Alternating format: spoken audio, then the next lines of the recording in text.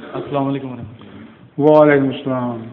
مشہود صادق نام ہے حضور، جی مجلس ٹونتری سے۔ حضور یہ قرآن پاک میں سورہ انعام میں 117 نمبر آیت میں اللہ پاک فرماتے ہیں، اور اگر تو زمین میں بسنے والے اکثر کی بات کی پیروی کرے تو وہ تجھے اللہ کی راہ سے گمراہ کر دیں گے۔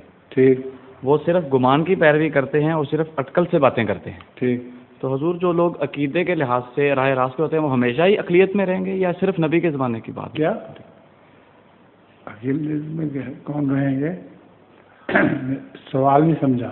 میرا سوال یہ تھا کہ جو لوگ عقیدے کے لحاظ سے راہ راست پہ ہوتے ہیں ٹھیک، وہ پھر ہمیشہ ہی دنیا میں اقلیت میں رہتے ہیں یا صرف یہ نبی کے زمانے کی بات؟ نہیں، ہمیشہ اقلیت میں رہتے، بالآخر اکثریت میں آ جا کرتے ہیں، لیکن اکثریت میں آنے کے بعد پھر یہ گمراہ ہونے شروع ہو جاتے ہیں۔